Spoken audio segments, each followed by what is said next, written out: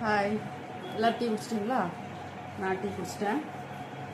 இவ்வளோ துணி துவைச்சிருக்கேன் பாருங்கள். இப்போ கையிலே துவைச்சிங்களா மிஷினில் துவைச்சிங்களா அப்படிங்க? எல்லாமே கையில் துவைச்ச துணி தான். கையில் தான் துவைச்சி போட்டிருக்கேன். எவ்வளோ துணி வேணாலும் கையில் துவைக்கலாங்க, மடிக்கவும் செய்யலாம். ஆனால் கடைசியில் ஒரு வேறு இருக்க என்னது, அவ்வளோத்தையும் மடித்து அந்தந்த இடத்துல வைக்கணும். அதுதான் பெரிய வேலை. எனக்கு அந்த வேலை பிடிக்கவே பிடிக்காது. துவைச்சிடுவேன், மடிச்சிடுவேன், எல்லாமே செஞ்சுருவேன்.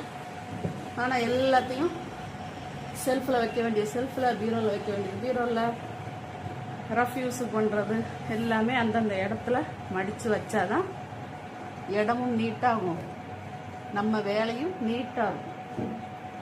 இவ்வளோ வேலையும் மடிச்சுட்டு நைட்டு சாப்பாடு என்னன்னு பார்க்கணும். நைட்டுக்கு டிஃபனுக்கு என்ன பண்ணுறதுன்னு தெரியலை. தோசை தான் சுடணும். தோசை மாவு இருக்குது. தோசை சுட்டு சட்னி வைக்கணும். டீ குடித்தாச்சு. முதல் ரவுண்டு டீ குடித்தாச்சு. இனி ரெண்டாவது ரவுண்டு டீ குடிச்சிட்டு அதுக்கப்புறமா சமையல் வேலையை ஆரம்பிக்கணும். நீங்கள் டீ குடிச்சிட்டிங்களான்னு சொல்லுங்கள். பாய். நைட்டு டிஃபன் பண்ணிக்கிட்டு காட்டுறேன். ரெண்டாவது ரவுண்டு டீ வரீங்களா? குடிக்கலாம் வாங்க, டீ குடிக்கலாம். டிஃபன் ரெடி, பார்க்கலாமா? வாங்க, டேபிளில் கொண்டு வச்சுட்டு பார்க்கலாம். தோசை, தேங்காய் சட்னி,